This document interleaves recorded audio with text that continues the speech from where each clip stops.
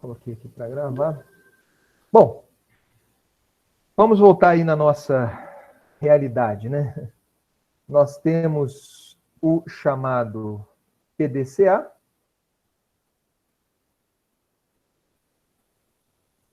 Esse PDCA aqui, anteriormente, ele é abastecido pela definição do escopo. Ele é abastecido pela política ambiental. E aí nós iniciamos, né, no P, levantamento de aspectos, atendimento dos requisitos legais, objetivos e metas. No DO, onde nós temos recursos, comunicação, né?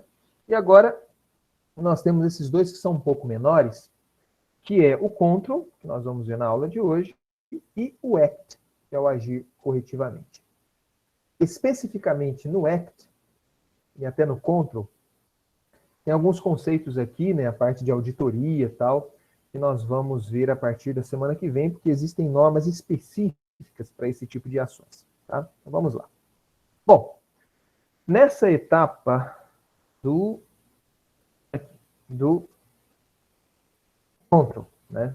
Estava falando lá do controle operacional, mas do control. Tudo bom, Isaac? Bom dia, professor. Bom dia. Então, nessa etapa do control, nós temos no primeiro item, né, o 9.1, generalidades, fala que a organização deve monitorar, medir, analisar e avaliar seu desempenho ambiental. É isso daqui que é o core, que é essa etapa do control. Né? Exatamente isso. A organização, depois de ter planejado, de ter implementado, ela tem que ter ferramentas para monitorar se o que ela implementou, à luz do que ela se propôs a fazer, está dando certo. Né? Em nenhum momento vocês vão ver a norma de novo. Né? Isso aí tem que ficar bem claro para vocês. A norma como sendo um fel da balança. Ou seja, olha, se você falou que vai reduzir em tal e não conseguiu reduzir em tal, você está condenado. Não é bem assim. Isso aqui nós estamos falando uma realidade de... Não é lei isso daqui. Isso aqui a gente está falando numa perspectiva de um sistema de gestão. Então, para o auditor ou para o gestor, é muito mais interessante você ter um sistema que identifique e previna e corrija rapidamente. Né? Como a norma fala, haja corretivamente ou haja preventivamente. Sobre aspectos impactos que ela percebe que não vai dar certo, do que ficar nesse negócio de 880. Né? Se fez isso, é condenada. Se não fez, é salva. Não é bem assim. Mas aí fala que a organização ela deve monitorar, medir, analisar e avaliar seu desempenho. E agora começam, embora seja no item de generalidades, algumas coisas específicas que eu gostaria de deixar bem claro para vocês. E um sistema de gestão, principalmente de qualidade, mas aqui também tem alguma coisa, isso aí tem que, esses conceitos eles são normativos. Né? A organização deve assegurar que os equipamentos de monitoramento e medição deve assegurar que equipamentos de monitoramento e medição calibrados ou verificados sejam utilizados e mantidos. Todos os procedimentos associados a monitoramento de aspectos ambientais significativos, né, dos objetivos e metas, quando for necessário a utilização de equipamentos, esses equipamentos eles devem ser calibrados e os registros de calibração devem ser mantidos. É extremamente importante. Né? Professor, mas a gente faz a medição da emissão de particulados ali da nossa chaminé uma vez por ano. Quando você contratar esses profissionais, eles têm que dar para vocês o laudo de calibração daquele aparelho. Essa questão de calibração, em muitos casos, ela é muito visada pelos auditores. Então, tomar um certo cuidado com isso daí. Tá? A organização, eu estou falando de material particulado, mas às vezes ela tem ali aquele conjuntinho, né, que a gente usa aqui na graduação, para medir oxigênio dissolvido, DQO, né? Esses equipamentos eles devem ser calibrados e essa calibração deve ser devidamente registrada, mantida. Né? A organização deve determinar o que precisa ser monitorado, geralmente, né? Aspectos e impactos significativos. Cadê? Aqui. Geralmente, né? Aspectos e impactos ambientais significativos acabam entrando no sistema de monitoramento. Itens ou aspectos associados a requisitos legais também acabam entrando nesse monitoramento, né? É porque geralmente quando está requisito legal ele acaba ganhando uma significância, então fica elas por elas. Objetivos e metas também acaba entrando nesse monitoramento. Agora, quando eu falo de aspectos, impactos ambientais significativos, parece que é de uma forma abrangente aqui, mas eu estou falando o seguinte: você tem um procedimento operacional para gerenciar aquela determinada máquina, né, que gera aquele determinado resíduo. É uma coisa muito específica, aquela máquina, aquele resíduo. E a organização, você definiu como sendo significativo, sugere-se que a geração desse resíduo, sei lá, ele seja eventualmente monitorado. A organização deve comunicar interna e externamente as informações pertinentes sobre o desempenho ambiental e ela deve reter informação documentada, apropriada, que evidencia o monitoramento. Na norma antiga, até coloquei aí, né? Na norma antiga, usava-se, isso daí eu já mencionei para vocês, o termo registro. Então, nós tínhamos até um item chamado de análise de registro, ou controle de registros, que fazia frente a controle de documentos. Registro nada mais é do que uma informação documentada e geralmente associada a monitoramento. Você tem uma tabela vazia acaba sendo um documento, uma tabela preenchida acaba sendo um registro. Esse termo nessa versão de 2015, ele não aparece, se eu não me engano, com tanta frequência que aparecia na versão de 2004. Mas a organização, o que importa aqui é que ela deve evidenciar esse monitoramento. Isso tem que ficar muito, muito claro. Tudo que você monitorar, lance no sistema, ou tenha uma tabela, peça para o estagiário depois passar para o sistema, mas tem que haver uma evidência. Tem que haver uma evidência. Quando nós formos falar de conformidades, ou não conformidades, fala-se muito na chamada evidência objetiva. E tendo essa evidência, você consegue, de forma assim inegável, mostrar, né, que você faz o monitoramento, que você respeitou, que você não respeitou. Deixa eu só... Isso.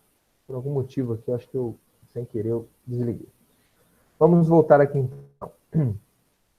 Avaliação do atendimento aos requisitos legais. Além de identificar os requisitos legais, a organização, preste atenção nisso, deve estabelecer, implementar e manter procedimentos para avaliar se os requisitos legais estão sendo cumpridos e avaliar periodicamente o atendimento aos requisitos legais, né, aplicáveis ou outros requisitos. Aquelas ideias, né, compromissos que a organização tenha feito com alguém, uma associação de moradores que acaba entrando. Então, veja, na etapa, de novo, PDCA, na etapa de planejamento, ela fala que a organização ela tem que ter uma metodologia para levantar os requisitos legais aplicados. Até citei para vocês aquelas empresas que fazem serviço de consultoria jurídica, né? Você preenche o escopo a ser analisado, a empresa faz um software específico, né, muito potente, faz o casamento do escopo seu com legislações pertinentes e manda, olha, você tem que cumprir isso daí. Agora, nessa etapa de controle aqui, tudo bem, Isabelle? Nessa etapa de controle aqui, não só, aqui fala do levantamento dos requisitos legais. Nessa etapa de controle, obviamente, fala que a organização ela tem que ter procedimentos de monitoramento de requisitos legais. Então, ela sempre tem que rever periodicamente se a legislação está sendo cumprida. Ok? Um outro aspecto, então, de novo, os primeiros dois itens fala que a organização ela tem que ter um sistema de monitoramento, vamos lá, seus aspectos significativos, requisitos legais, objetivos e metas, os 3 itens lá da etapa de planejamento. Ela tem que monitorar aquilo ali. E segundo, começa a falar, né, nesses itens aqui seguintes, de ferramentas de monitoramento interno. E o primeiro deles, nós vamos ter tempo de citar um pouco isso daí, é a questão da auditoria interna.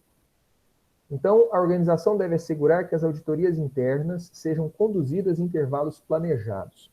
A auditoria interna nada mais é do que um procedimento, né? É um procedimento de verificação se o sistema está rodando direitinho. Ou seja, colher evidências comprovem que o que a empresa está fazendo está, na perspectiva do caso aqui da ISO 14001, está correto. Né? Aqui chama-se auditoria interna, porque é uma auditoria de primeira parte. Ou seja, uma empresa muito grande que tem vários departamentos. A galera do departamento de produção faz auditoria no departamento de compras, sei lá. Né? Do departamento A faz auditoria. Então, é engraçado que a norma, veja como que ela mune a própria organização dela rodar o seu sistema de gestão por si só. Então, deve haver, isso aqui é um aspecto normativo, a organização ela deve ter um programas de auditoria, ela deve planejar programas de auditoria interna. Certo? E para ter programas de auditoria interna, obviamente, ela deve treinar pessoas dos determinados setores para conduzir essas auditorias. E a organização deve, né, selecionar auditores, conduzir auditorias para assegurar a objetividade e imparcialidade. Isso daqui em empresas muito pequenas acaba sendo complicado, né, mas um sistema bem redondinho. Porque, às vezes, a ideia de auditoria acaba passando pelo lado, assim, de que, eu vou ferrar você e tal. Não é, a ideia não é essa. Né? Pelo menos não é essa, não é isso que deveria ser feito. Né? Mas, de qualquer forma, a auditoria interna, também chamada de primeira parte, ela deve existir. Deve existir. A norma obriga. Né? Não, a gente não faz aqui não, tal, a gente vai esperar uma auditoria de terceira parte que é melhor. Não. A norma obriga que a organização ela tenha um programa interno de auditoria. Ok? Bom, vamos lá. Conformidade. Isso daqui são alguns termos que a partir da semana que vem a gente vai dar uma olhada nas normas de auditoria. Talvez fique mais claro para vocês. Isso aqui são termos assim muito utilizados, né? Muito utilizados. Deixa eu só ver aqui como é que está a sequência. Muito utilizados em auditorias, quer seja de terceira parte, empresas externas. Geralmente as de terceira parte supõe-se que sejam as mais imparciais e são aquelas que garantem aí o selo, né, para as empresas. Ou de primeira parte, que são aquelas de internas. Esses aqui são termos muito utilizados. Se você se interessa por sistema de gestão, você vai escutar muito isso. Primeiro, o que é conformidade? Estar conforme significa, até pelo significado geral, né, desse termo, é atender a um requisito. Né? E não conformidade, ou as benditas ou malditas NCs, né, não conformidades, são aquelas que são situações evidenciadas, comprovadas, que a organização não atendeu aquele determinado requisito. Nós vamos fazer um exercício, talvez amanhã a gente faça alguma coisa nesse sentido, mas eu vou passar para vocês também na primeira lista de exercícios, de vários relatos de casos, e vocês vão determinar ali quais são as não conformidades possíveis que vocês encontram ali. Certo? Então, não conformidades significa o não atendimento comprovado de um determinado requisito da norma. Por isso a necessidade, não é questão de decorar, mas a necessidade de você ter uma ideia do espírito da norma, da ordem das coisas, porque quando você abre uma não conformidade, ou usando um termo muito comum, quando uma não conformidade ela é declarada, você tem que falar qual requisito. Requisito 921. Né? A organização ela não tem programas de auditoria planejados. Tem que falar isso daí. Para toda não conformidade, abre-se uma chamada ação corretiva. Né? Uma ação corretiva é justamente o que deve ser feito, qual que é o fluxo de informação, com quem eu falo, o que eu abro, que válvula que eu fecho, né? Para uma determinada não conformidade. Isso daqui é uma das melhores formas de você verificar se o sistema de gestão está rodando direitinho. Quando uma não conformidade é declarada, quer seja por uma auditoria interna, externa, ou verificada dentro do dia a dia da empresa, quando isso chega no sistema, né, a organização ela tem que ter ali uma metodologia, olha, não conformidade, começa a apitar lá, e tem todo um fluxo, né, ela deve desenvolver todo um fluxo de informações, com quem eu falo, o que eu devo abrir, o que eu devo fechar. Okay? Esse item é um item até que mudou, né, antes ele já estava no ACT, mas agora ele passou para o Control. E aqui fala o seguinte, na etapa de monitoramento, né, a alta direção ela deve analisar periodicamente como é que está o sistema de gestão. Então, uma reunião de análise crítica. Anualmente, geralmente é de ano a ano. Né? Em ano que tem recertificação, essas coisas, aí fica um pouco mais frequente. Mas a análise crítica pela direção, que é uma etapa de monitoramento também, né, ela deve acontecer de forma planejada. Olha que interessante, a norma, ela obriga que a alta direção, aquela mesma alta direção que se comprometeu a preservar o meio ambiente, prevenir a poluição, atendimento aos requisitos legais e melhoria contínua, a norma obriga que essa alta direção ela faça uma análise crítica do sistema de gestão que ela se comprometeu a implementar. Então a norma ela é o ciclo mesmo, né? Ela sempre volta, né? Aquela alta direção de novo, que lançou, né, publicou no site aquelas políticas maravilhosas, esta mesma alta direção ela deve receber do gestor do sistema os dados, né, do sistema de gestão e deve fazer uma análise crítica para assegurar sua continuada adequação, pertinência, eficácia. O que deve entrar nessa análise? Né? A situação das ações provenientes, as análises críticas anteriores, as mudanças, né, se houve mudança de lei ou não, os objetivos, devemos melhorar ou não, o desempenho ambiental, olha como é que a norma entende desempenho ambiental. Ou seja, ações corretivas, monitoramento, atendimento aos requisitos legais, resultados da auditoria, isso daí tem que ter tudo registrado. Né? Se os recursos eles estão ok, em função desse contexto, se teve muita comunicação, reclamações, oportunidade de melhoria, tudo isso daí deve entrar numa reunião da alta direção em intervalos planejados. Ok? Bom, e o que deve sair dessa análise crítica? Se vamos continuar no mesmo caminho, se vamos para esse, se vamos para outro, enfim. Isso tudo deve ser documentado. E por fim, né, o último item da norma, né, que é a parte de ACT, correção, a organização deve determinar oportunidades para melhoria e implantar as ações necessárias para alcançar os resultados pretendidos. Então, o ACT aqui ele começa a ficar numa região cinzenta com o último item do Control.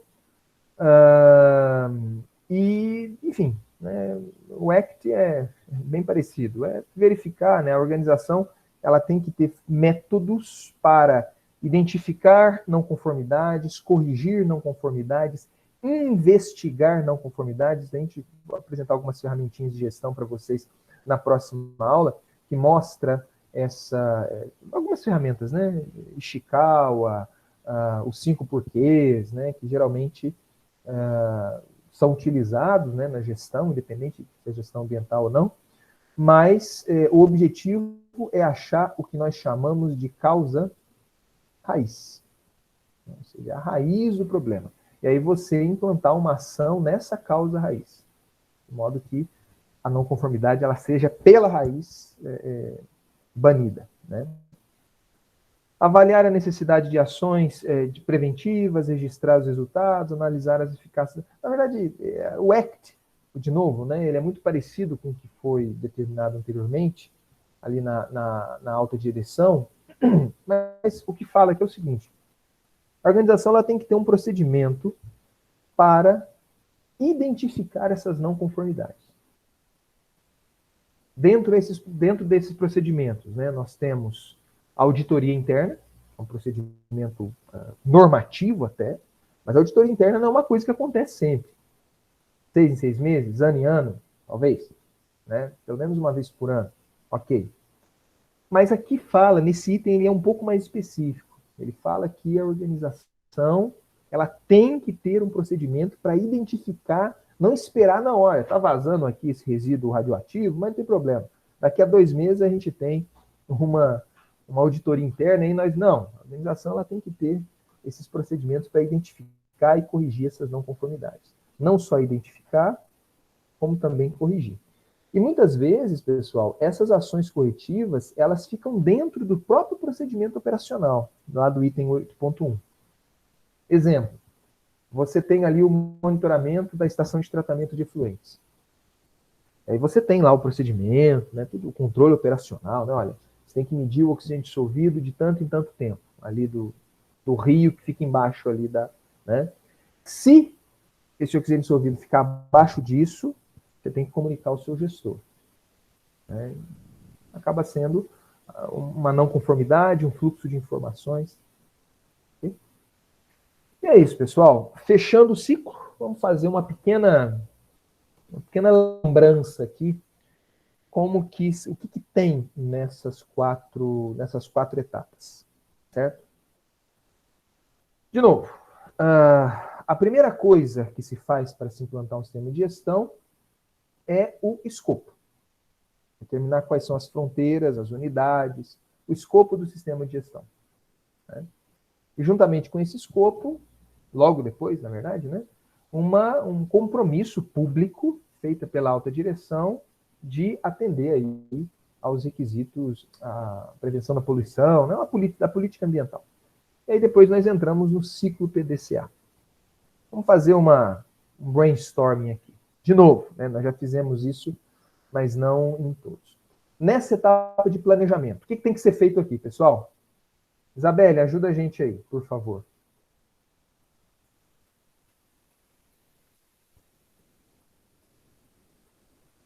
Isabelle?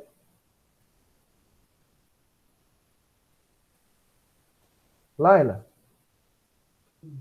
Na etapa de planejamento tem que cumprir os requisitos legais, Okay. Questão de poluição e de prevenção à poluição.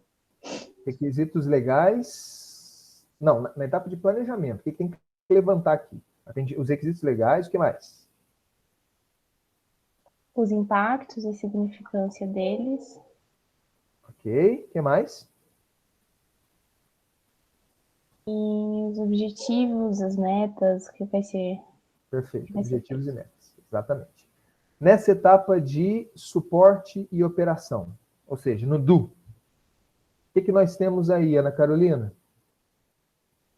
Seria estruturar, começar a estruturar o funcionamento eu não tenho certeza. Não, sem problema. É só estruturar, tá? Vamos tentar usar alguns termos, assim, alguns conceitos que a gente já preveu para essa etapa. Estruturar, ok, é muito abrangente. Tem algum requisito, talvez, que você... Estou falando de número, mas do conceito. Nessa etapa de DO aqui. Beleza, estruturar, mas o quê? Tipo, quantificar os processos mesmo para saber onde tem que estar monitorando? Não. Isso daqui é feito nesse impacto ambiental aqui, ó. Isso aqui é feito nessa etapa. A descrição dos processos é feita aqui antes, né? Isso aqui já é implementar. Na etapa de implementação, o que você tem que implementar? O que você tem que do? O que você tem que fazer? Eu tô em dúvida aqui, professor, não sei. Tá. Não sei se Gibran? Oferecer recursos. Recursos. O que mais? Determinar também as competências. Competências. Aí tem a questão do treinamento, né? Isso. O que mais? Isaac, talvez, ou sabe? Professor, eu fiquei confuso se é aí que entra a auditoria também. Auditoria interna. monitoramento. A auditoria entra aqui, ó. Tá. O que mais aqui? Competências, treinamento, definir os recursos. Uma coisa extremamente importante que se não tiver... A comunicação. Exatamente, Laila, muito bem. Comunicação. O que mais? Esse aqui é um dos pontos mais importantes, né? Implementação. A documentação? Tá, documentação. Tem uma coisa aqui que vocês não falaram, que está no finalzinho ali.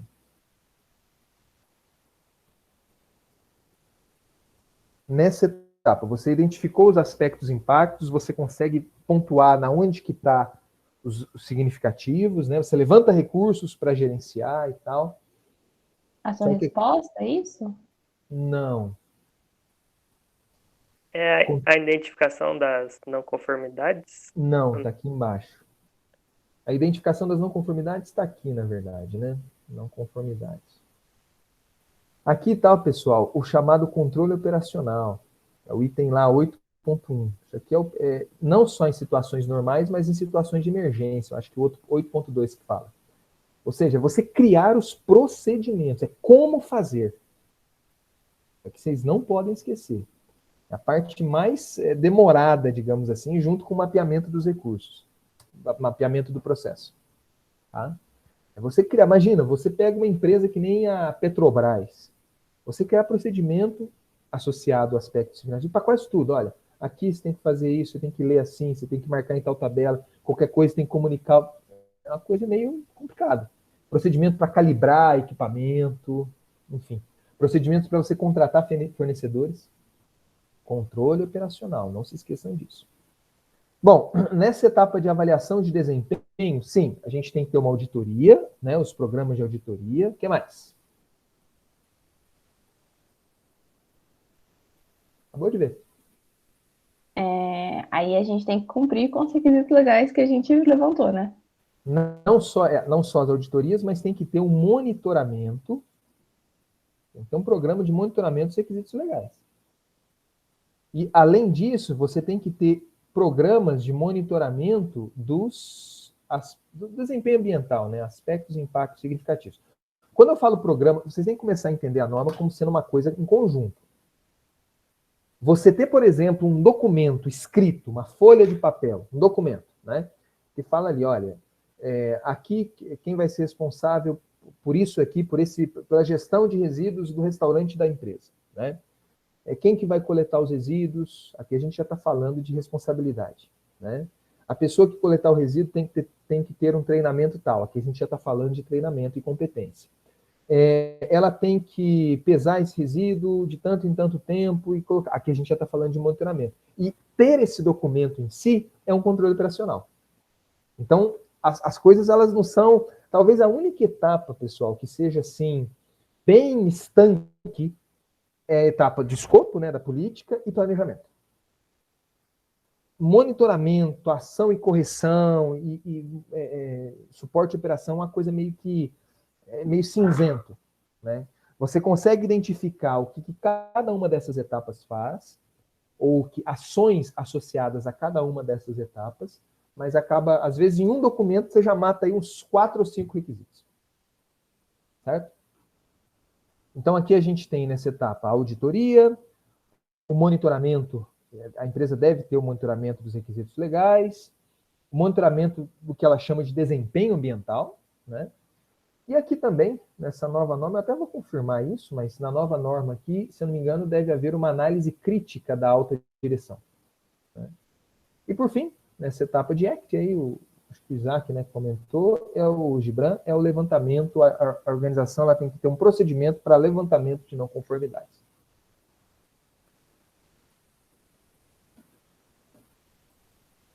Certo? Recursos, análise crítica, oportunidades de melhoria, né, aqui na etapa de ACT. Escopo e política ambiental no centro de tudo, até feito antes. E é isso, pessoal. Ó. Recursos, competência, conscientização, comunicação, controle de documentos, controle operacional e resposta a emergências. São juntos, né? Controle operacional em situações normais e anormais, ou planejadas, resposta a emergência em situações de acidente, né? Monitoramento e medição, requisitos legais, é isso, pessoal. Basicamente, esses são os requisitos da norma que vocês têm que saber o que está dentro deles e, principalmente, como eles conversam. Dúvidas? Comentários? Acho que não, professor. Ficou bem fechadinho, assim. Ficou. Agora ficou bem fechadinho. É bom que vocês tenham noção desse fio, sabe? Desse fio condutor, assim, que passa por todos, como é que eles conversam. Eu vou... tem algumas informações adicionais aqui, só para deixar claro. A aula até vai ser um pouquinho mais rápida hoje, mas logo depois dessa aula, eu pretendo já passar para vocês hoje a primeira lista de exercícios. E amanhã na aula nós vamos fazer alguns exercícios associados à norma. Então, de novo, para quem até agora não baixou a norma lá no SIGA-A, baixem a norma, porque isso daí a gente vai usar bastante. Tá? É importante, no início, né, da disciplina, nós falávamos o porquê uma empresa ela tem um sistema ISO 14001, né? E um dos motivos, que é um dos motivos talvez maior interesse, né? Não é só uma questão de marketing, mas é uma questão de atingir certos mercados. Né? A 14001, ela acaba muitas vezes obrigando, de forma não muito explícita, né? Meio que tapa de luva, indireto, né? Que os seus fornecedores, eles também têm um sistema de gestão ambiental, não necessariamente 14001, mas tem um sistema de gestão dos seus aspectos impactos significativos. Então, geralmente uma empresa 14001, não geralmente, mas muitas vezes uma empresa 14001 acaba selecionando apenas fornecedores que tenham 14001, enfim. Mas um dos motivos de se ter um sistema de gestão certificado é esse. Mas a pergunta é, quem que certifica? Não é obrigatório você ter um sistema de gestão ambiental 14001 certificado. Você pode ter um sistema de gestão ambiental sem ser 14001, inclusive. Mas é possível, né? É interessante, muitas vezes é do interesse da organização de ter esse sistema certificado. Então, o que tem que ficar claro para vocês? Existe, né, se tem quem gostaria que tivesse o sistema certificado, né, existe a possibilidade de certificá-lo. E o fluxo, só para vocês terem uma ideia como é que funciona essa certificação, talvez vocês até trabalhem nessa certificação. O fluxo é o seguinte, nós temos, né, a organização internacional ISO, International Standardization Organization, Organização Internacional de Padronização, e a ISO, ela possui representantes em vários países, sendo que no Brasil é o Inmetro. O Inmetro é o organismo credenciado pela ISO para traduzir as normas, né, ISO, não só ambiental, né, mas para credenciar, digamos assim, empresas que façam essa certificação. E, por fim, no terceiro patamar, nós temos o organismo de certificação credenciado. Então, você tem uma empresa, né, uma empresa A, que gostaria de receber a certificação da ISO. Aqui. A ISO, como sendo uma organização internacional, imagina o número de empresas no mundo que gostariam disso. Ela tem no Brasil, nas fronteiras do Brasil, ela tem um Inmetro. Né? E esse Inmetro, ele credencia várias empresas de certificação. Então tem a Bureau Veritas, tem agora eu acho que a ABNT também, eu não me lembro. Né? Mas tem várias empresas. Né? Você pode, inclusive, ter uma empresa que seja, aí, claro, uma coisa tão simples assim, mas que ela esteja credenciada pelo Inmetro para, por sua vez, e em seu nome, emitir o selo ISO. Então, tem várias empresas de certificação. E a sua empresinha aqui, né, você pode contratar essas empresas para certificar. Então, ela vem na sua empresa, né, ela faz as auditorias de terceira parte, pode contratar uma delas, né, faz as auditorias de terceira parte e recomenda para o Inmetro, olha, essa empresa ela tem o sistema de gestão ambiental passível de receber o selo 14001. E o Inmetro, não sei se tem algum fluxo aqui nesse sentido, eu acredito que não, mas o Inmetro com autonomia, uma vez dada pela ISO, né, te dá o selo. Então, isso tudo que nós estamos falando aqui, dessa realidade dessa empresinha A, né, é o que nós chamamos de certificação de terceira parte, que é resultado de uma auditoria de terceira parte. Ou seja, tudo bom, Ruth? Essa auditoria de terceira parte, ela é feita, ela é conduzida por uma empresa que não tem nenhuma relação com a sua, ou pelo menos não deveria ter. né? Então, a imparcialidade deve ser a maior possível. Auditorias internas, embora a norma fale, que deve garantir objetividade, imparcialidade, né? Às vezes fica uma coisa, não, eu sou seu compadre e tal, amanhã eu vou auditar o seu setor, enfim, né? Mas por que buscar uma auditoria? Muitas empresas preferem buscar essa auditoria de terceira parte. Primeiro, eliminar a necessidade de clientes e órgãos governamentais realizarem medidas periódicas das empresas fornecedoras. Muitas vezes, uma empresa que tem um selo 14001, que é conferido apenas através de uma auditoria de terceira parte, o governo ele já não. É porque se tem um selo, né, supõe-se que já tem requisitos legais, tem um sistema de gestão ambiental rodando certinho, né? Redução do custo relativo às visitas, maior extensão e profundidade, maior imparcialidade, né? Isso daí é a auditoria de terceira parte. Toda auditoria ela visa, né? O SGA, enfim. Mas isso aqui é um fluxo comum de uma auditoria de terceira parte, que é o seguinte: a auditoria de certificação é aquela que vai conferir o selo ISO para uma empresa. Imagina a atenção que é isso daí. Só que antes de iniciar a auditoria propriamente dita de certificação, é muito comum fazer uma pré-certificação, tipo como é que falava no cursinho? Antes de você fazer vestibular, você tinha esqueci o nome. Era um teste, né? Era um teste. Simulado. Como é que chama? Simulado? Simulado. Pronto, é isso mesmo. Simulado.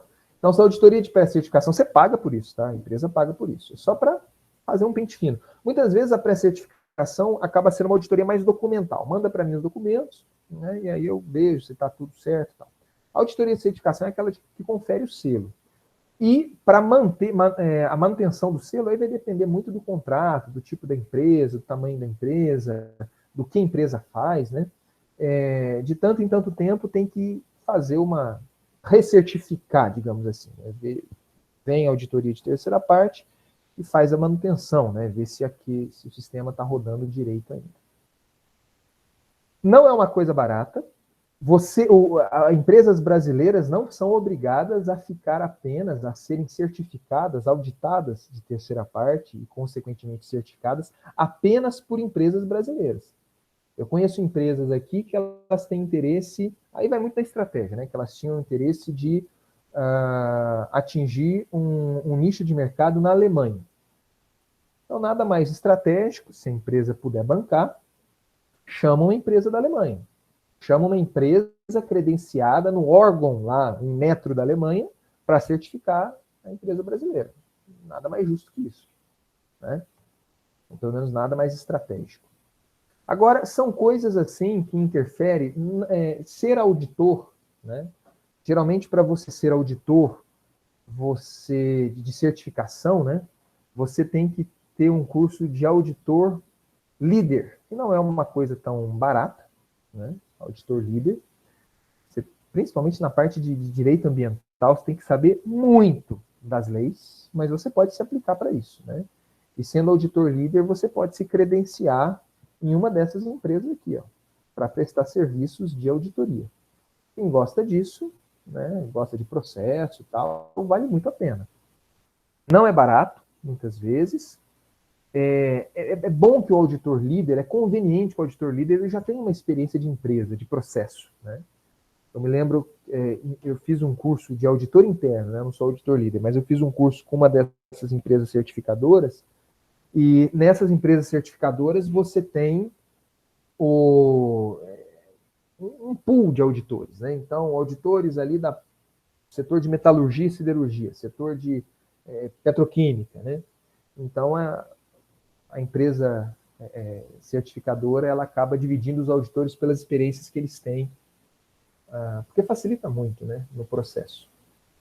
E existe uma formulazinha, né? Eu não tenho a fórmula aqui, mas se não me engano, na norma 32.000, que nós vamos ver na semana que vem, tem ali uma fórmula que sugere um custo de auditoria. Isso daí vai muito assim, se os processos são muito complexos, o número de funcionários, quantas visitas precisa, e aí você fecha o pacote, né? Você é cobrado por isso, mas eu vejo assim, que sistema de gestão ambiental, auditoria é uma coisa muito legal mesmo.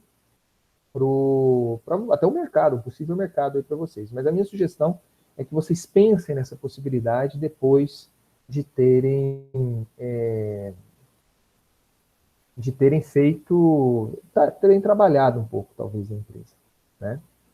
Mas isso que tem que ficar claro aí para vocês, esses conceitos, né, de terceira parte, o que é, beleza? Essa questão de auditoria, esses últimos slides aqui, né, é mais no sentido de falar de auditoria de terceira parte, certificação de terceira parte, né? Embora a norma ela peça ali, né, no seu requisito 9.1, que a empresa ela tem um programa de auditoria interna. Nesse programa de auditoria interna, tanto para a terceira parte quanto para a auditoria interna, os mesmos eu estou ruim com as palavras hoje, mas os mesmos princípios, né, como se conduz uma auditoria, eles são muito similares. É o que nós vamos ver na semana que vem. Tá? Dúvidas, pessoal? Comentários? Nada? Enquanto ok. Tá bom. Pessoal, é o seguinte, vou encerrar então a aula por hoje e estou considerando, né, nessa forma terrível de trabalhar que é a RTE, que a gente fez aí uma leitura pensando os principais conceitos do sistema de gestão ambiental na perspectiva 14001. Amanhã, na aula, nós vamos fazer vou preparar alguns exercícios para a gente fazer nesse sentido, e o primeiro estudo dirigido, a primeira lista de exercícios, né, ao todo serão 3, será em cima dessa norma. Tá? Então, eu vou tentar aí explorar um pouco de vocês, explorar em vocês esse conhecimento da norma, beleza? Agradeço, então, muito aí a atenção de vocês. Pois não? Dúvida? Na verdade, professor, é só um comentário. Eu cheguei atrasada, mas não foi por maldade, não foi por atrasar. É porque eu entrei na aula 10h10, não tinha ninguém, tava tipo, pedi para entrar com meu e-mail institucional e ninguém aceitou. Aí eu fiquei tentando entrar até 10h20. Aí eu falei com a Bia, com a Laila. Aí eu falei, Bia, não tá tendo aula? Aí como ela tava na aula, ela demorou para me responder. Aí ela falou assim, tá tendo aula sim. Aí eu vim correndo para poder entrar, mas eu não sei o que aconteceu. Eu acordei cedo. E agora você entrou normal, né? E agora eu entrei normal. É estranho. Eu tô acordada faz tempo para poder entrar. Tá bom, Ruth. Bom, amanhã eu vou ficar isso, porque eu não recebi nenhuma solicitação para entrar. Estranho. Que agora eu estou finalmente com 2 telas, então eu consigo ver, né? Gente, muito obrigado pela atenção de vocês. Nos vemos amanhã. Até amanhã, professor. E desculpa, viu? Tá ok. Obrigada, professor.